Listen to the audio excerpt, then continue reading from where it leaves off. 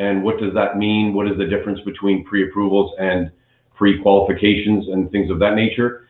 How does it benefit you? How do you use them? How do you apply for them? And what kind of backing does it give you?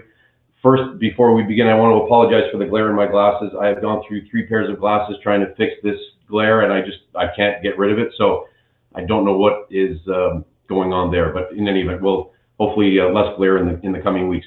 I'm going to be introducing you today to Janice Tinker. Janice has been a mortgage underwriter and been in the mortgage industry now for in excess of, well, pushing 30 years anyway.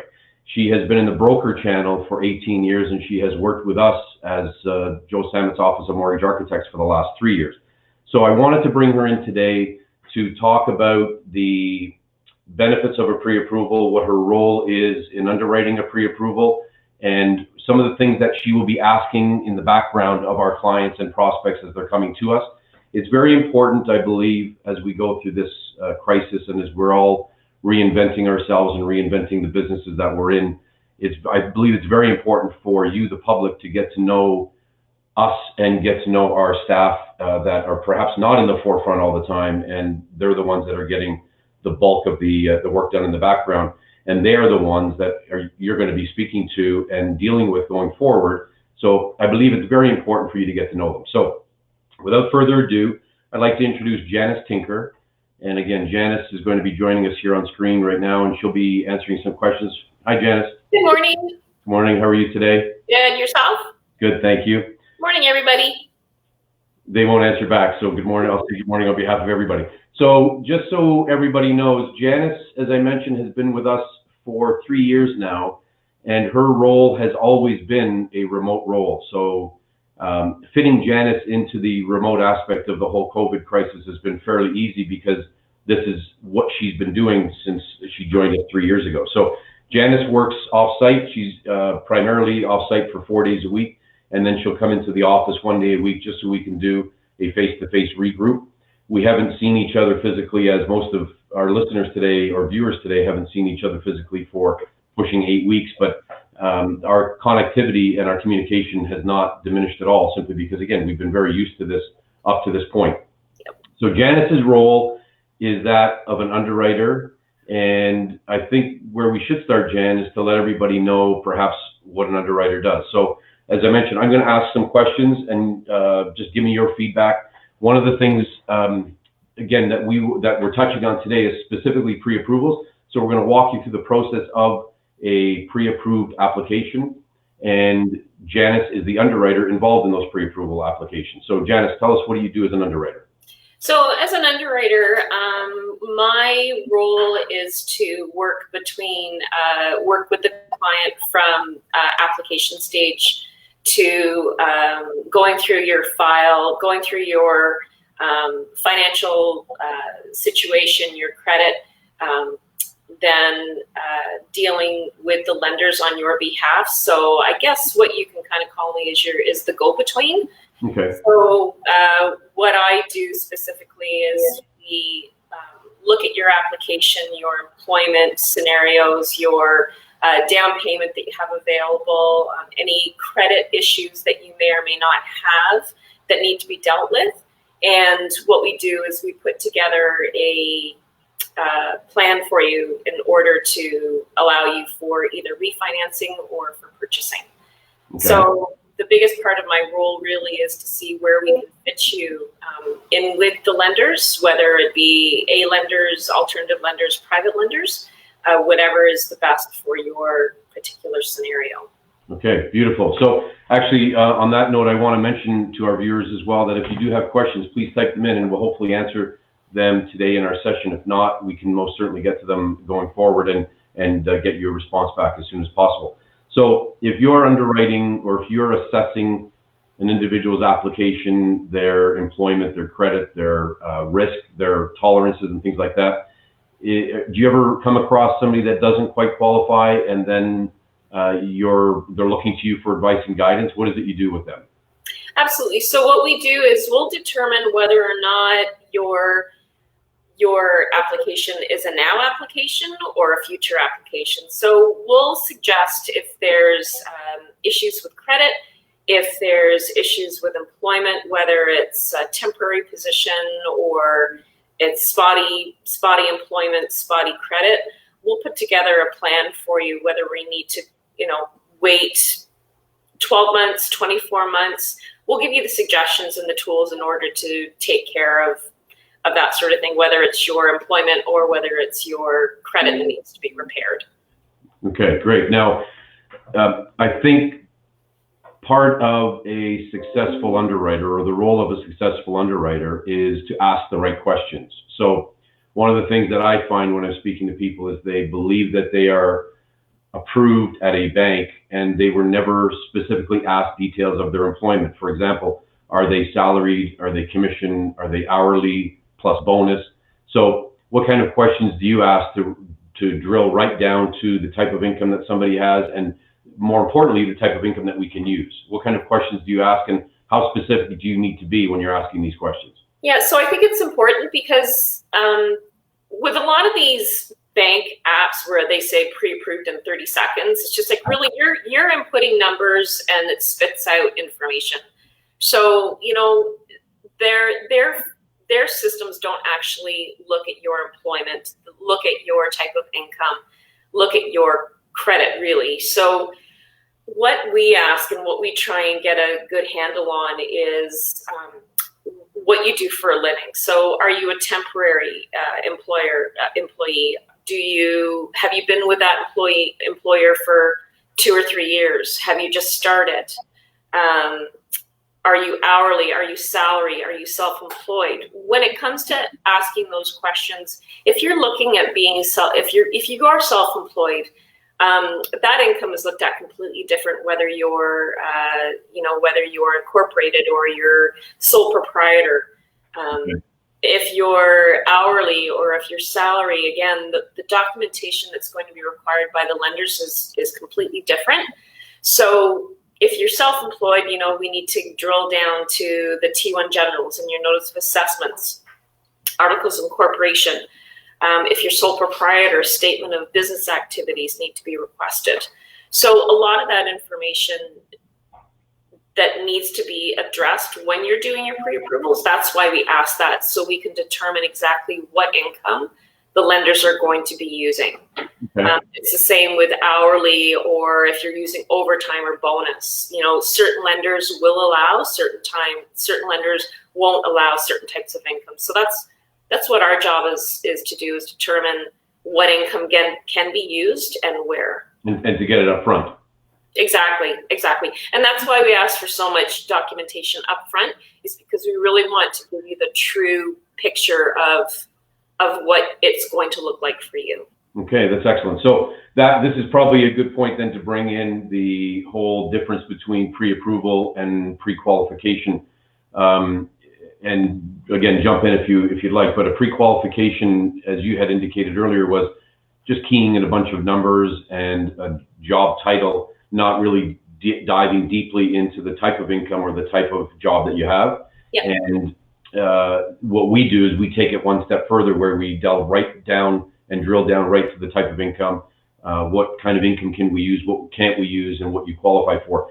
And what I have, and what Janice and I have been experiencing the last couple of weeks, is people who have been pre-approved by us, who have called to say they're looking to buy something, and lo and behold, they have been impacted by COVID and have been laid off temporarily or have been displaced. So from that standpoint, this is the point in the conversation today that I really want to drive this point home, and that is that if you are pre-approved, get your pre-approval reviewed. If you believe, or if you're not sure if you're pre-approved or pre-qualified, call us and we'll most certainly help you with that. And if you have been pre-approved in the past and your job has been impacted, you've had some financial disruption, by all means, it's time to get your pre-approval reviewed, because these cases that we've been involved in recent weeks is people that are with people that have believed that they were pre-approved and that they could buy regardless of their current situation. So it's important to note that even though we delve into your income and we get all of your income verification up front as best we can, at time of purchasing, that information may need to be updated. So if you are in fact laid off, you might have a little bit of a challenge getting financing. So make sure you make that contact. Make sure that you get in touch with whoever your pre-approval source is, or get in touch with us and we'd be happy to review that with you. One of the things that I think it's important, you touched on getting information or documentation up front, T1 generals and things like that. If somebody is an employed or salaried employee with standard income, an income letter and pay stubs are usually something we can work with. But if they have any type of variable income, whether it be hourly, whether it be commission or bonus, or they've just gone through an increase in salary, we might need to look at T1 generals and full tax returns. Is that right? Yeah, exactly. And actually, just to make a point on if you're just an hourly or salary client, a lot of the lenders right now are actually asking for the most recent current pay stub that you have, because they want to make sure that you are actually employed, actively employed. So you may have had a pre-approval with us prior to, or with another bank, and you may have been laid off, you may be temporarily on furlough, or whatever your situation may be, and the lenders will not look at that unless they can confirm that you are actually employed. Okay, all right, thank you. You know what I just realized? I have to look up like this so you don't see the glare on my glasses, and I can't smile when my head is tilted backwards, so I do apologize. I'm going to get this fixed next week. In any event, I just had a question come in. It's a great question. It is, if you have more than one applicant, can the strength of one applicant be essentially considered or accentuated to offset perhaps the weaknesses of the other applicant? And it's important to note that if you have applicants, so numerous applicants, ideally no more than 4 if possible, then everybody's looked at it as a package deal. So you're looking at people's credit.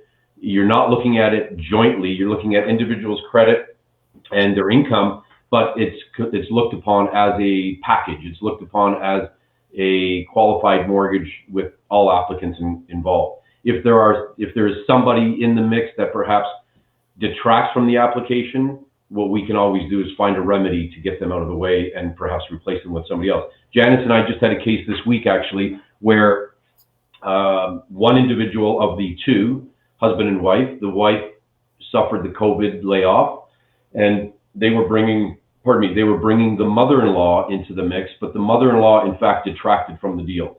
So they are now having to find somebody to replace the mother-in-law's position because the mother-in-law was not an asset to the application. So those are all things that we look at. We look at an application from a very holistic approach to make sure that, again, as Janice had mentioned earlier, if they don't qualify today, we can work with them to get them to qualify. And if there's something about one of the applicants, we can work with them to see what we can do to fix that. So again, very, very important to make sure that your application as a pre-approval is looked at in great depth. We look at a pre-approval application, and Jen, please confirm, but we look at a pre-approval application very much the same as if it were a live purchase.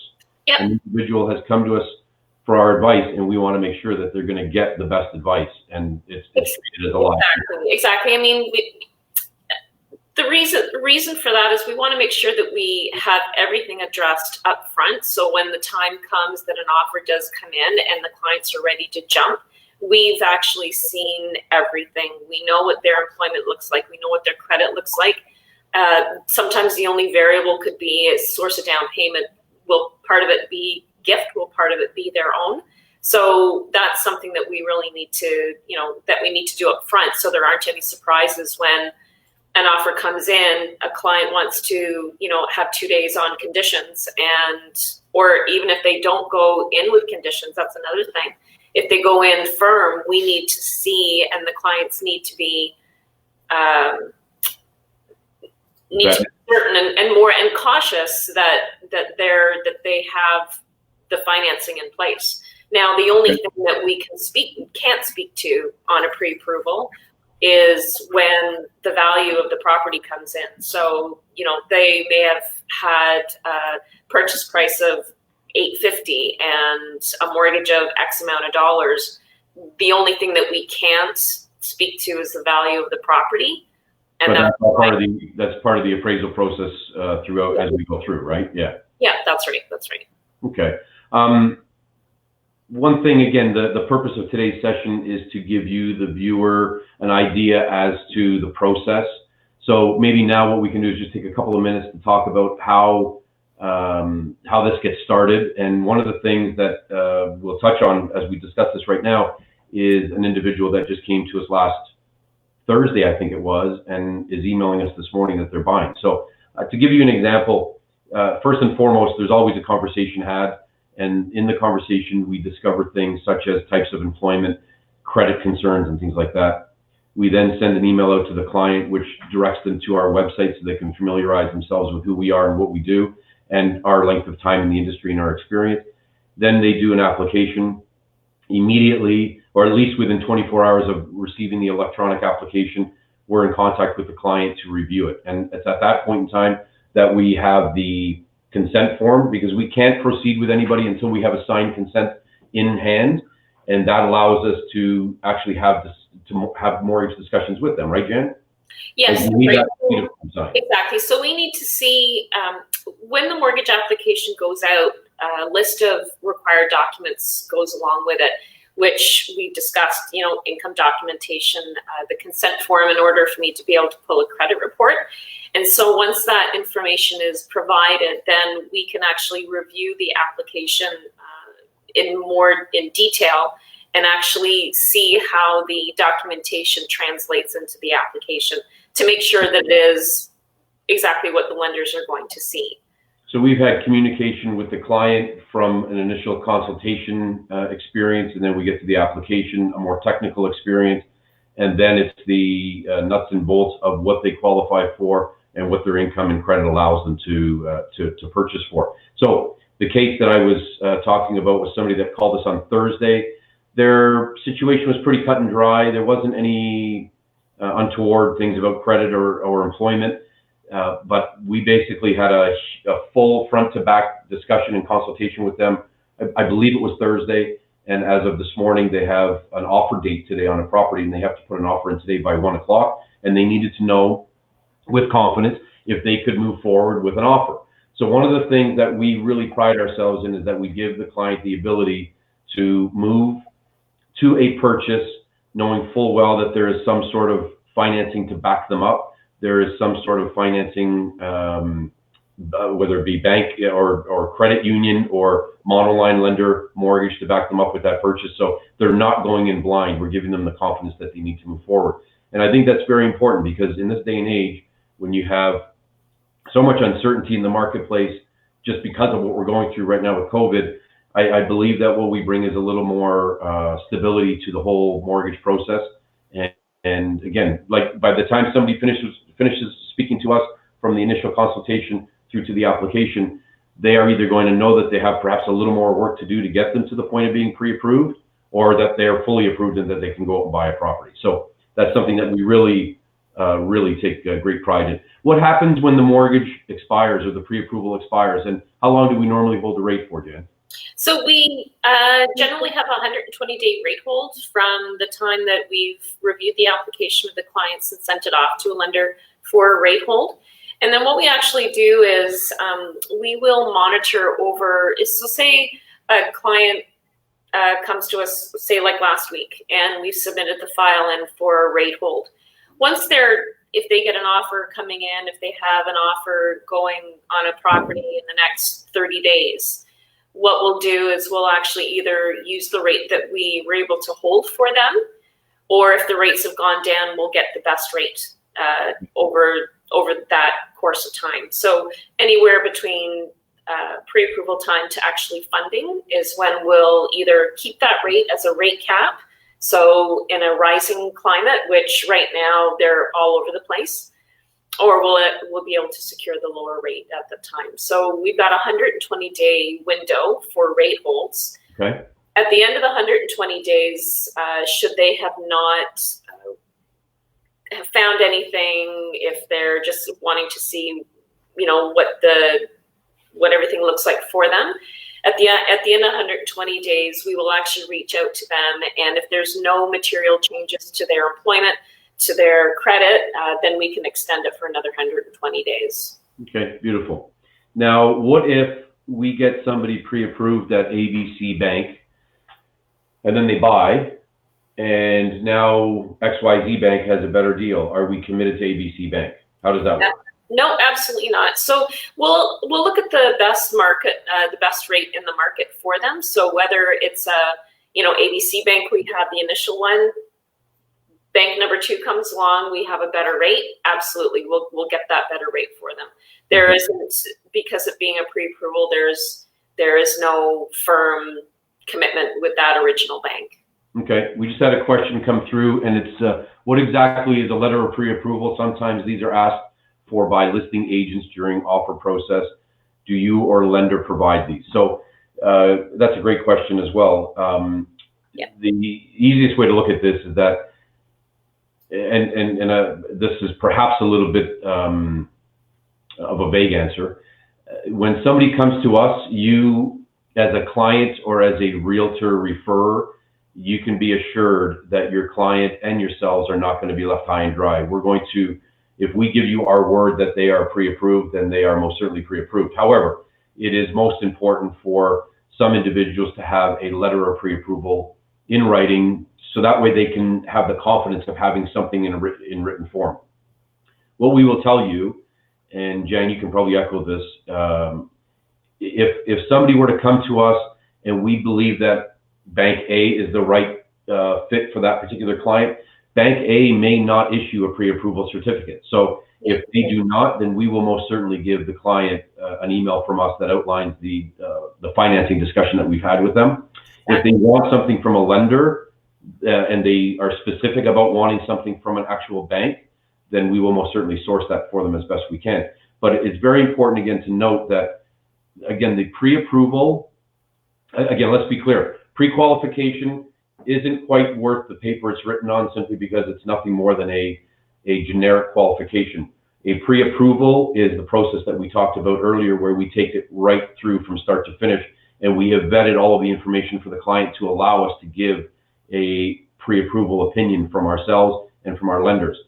However, if the individual were to buy something, then what we do is we don't necessarily start the process all over again, but we refresh everything.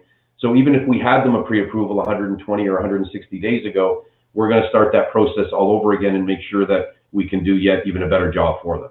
So to answer this question, in 9 times out of 10, a pre-approval certificate is not issued by some banks. We will issue a pre-approval email that the person basically can take to the bank, and it's as good as gold. We're going to make sure that we back it up 100%. Is that fair? Also, and just to add to that, so sometimes the client, whether they're a first-time home buyer, they actually want to see something in writing. We will actually send their pre-approval to a bank that does actually offer the certificates.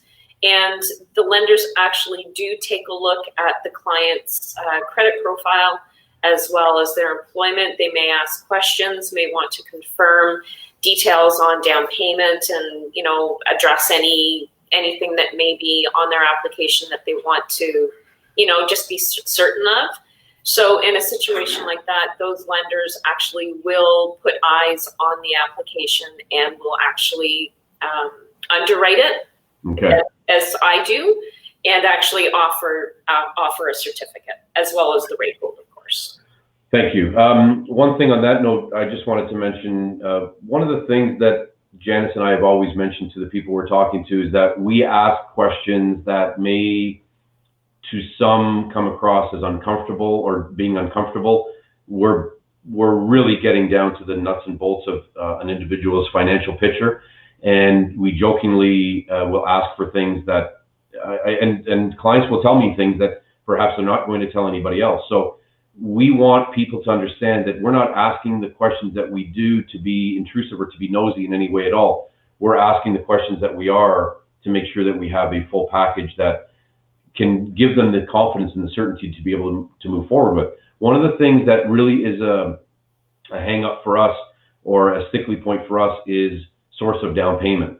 And I can't even tell you how many times we look at an application and the down payment is a dog's breakfast because it's coming from everywhere and anywhere. And nowadays there are new rules and laws. AML is a term that some people may not know, but AML stands for anti-money laundering. There is a lot of, I won't say to what degree because I don't know the stats, but there is money laundering going on, and the banks and ourselves have to take precautions to make sure that we're not involved in it, we're not condoning it, and we're not supporting it in any way at all. So the down payment verification that we ask clients for, we need your patience and we need you to be as cooperative with us as you possibly can be, because there are things that we need to vet out in your bank statements and things like that that will put you in the right light moving forward. So again, we're going to ask for things that perhaps you don't feel it's necessary, but I can assure you the things that we ask for are only necessary and becoming even more necessary as some of the rules are changing and some of the guidelines are tightening up. So be patient with us, or at least know that your information is kept completely confidential. None of your information is shared with anybody. It's between us, our staff, and the bank. So from that standpoint, if we do ask you for something, please, again, be tolerant. I have another question. And if a new client says they are pre-approved, what questions do we ask them to get the real picture? Excellent question. And this is coming from a real estate agent. Real estate agents, listen, you have a hard job today. Your job is harder today than ever before. Just again, given the rules and regulations surrounding real estate sales, as well as the whole COVID crisis. But if you have an individual that you are taking the time to, and putting your reputation on the line to show properties to, because they've told you that they're pre-approved, make sure that, in my opinion, make sure that you make contact with that pre-approval source. Even if it's a bank, get the client's consent and speak to the pre-approval source, so that way you are absolutely certain that they have vetted out employment, down payment, credit, ID, and you can then move forward as a real estate agent with the confidence that you need in order to be showing these individuals a house. And to confirm the numbers too as well. So, the purchase price on the target price that they're qualified for, and that includes condo fees. I mean, you can have a condo that's in the right price range that we've looked at, but if condo fees are way higher than what we had originally looked at, they may not qualify. Yeah. So it's really important for the realtor to know exactly what we've told the client, and in our emails to the client confirming purchase price, whether it's a 20% down or high ratio deal, so less than 20%. And I also confirm a tax range, because we know that we'll never be exact on the property taxes, and I also give them a range of condo fees. Okay. But one thing I also do tell the clients as well is, if there's a property, after we've done the pre-approval process, if there's a property that you are interested in, and there's a price range that you have in mind for that, give me the address and I'll be more than happy to run some numbers specifically on that property, whether it's a condo or a detached home. That way, we can get the condo fees qualified as well as the property taxes and know exactly what you're looking at. Excellent. So I hope that answers the question that came in. I think the one takeaway that I want all of you to have today is your jobs as real estate agents is harder than ever before. Your role as a client, as a consumer, is perhaps scarier than ever before. And there's a lot of unknown, uncharted territory that individuals are walking through today trying to figure things out. There's a lot of concern and uncertainty as to where the market is going, and we're not going to profess to tell you that we know where the market's going. It's all regional. We deal across Canada, but I think the point is that whoever you're going to deal with, whether this is a potential client I'm speaking to right now, or whether it's a real estate agent partner that I'm speaking to right now, you need to make sure that you know your craft better than you've ever known it before. And unfortunately, like every industry, there are perhaps some that you want to deal with and should deal with rather than those that you shouldn't.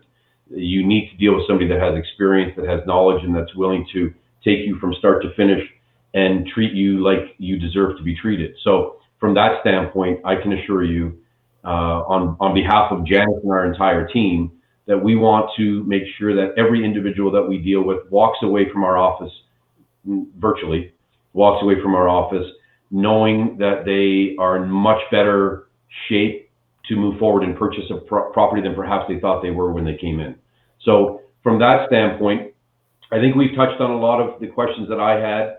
I know Janice had also touched on some things that were not on our topic list, but please keep the lines of communication open. If anybody wants to know anything from me, myself, and I, or Janice, or any of our staff, we have 5 staff members whose job is specifically to make sure that your purchase process or your refinance process, your renewal process is one that's going to be an enjoyable one, and you're going to walk away from it knowing with certainty that, again, you're in good hands. So I think we can call it a day. I think we can call our session today over. And please reach out to us if you have any questions. Our contact information will be made available. Thank you all who are listening. These Facebook Live sessions that we've been having now for, this is the 3rd week, have been very successful. We're getting a lot of responses, a lot of feedback, and I think we're touching on a lot of topics that people are curious about. So we haven't quite firmed up yet what our topic is going to be for next week, but we'll send out a notification and let everybody know. And on that note, thank you so much for being here today. And Jan, thanks for taking time out of your underwriting. Get back to work. Yeah, I gotta go back to work. All right. Thank you, everybody. Thanks, everyone. Have a good day. All right. Enjoy your day. Thank you. Bye-bye. Bye.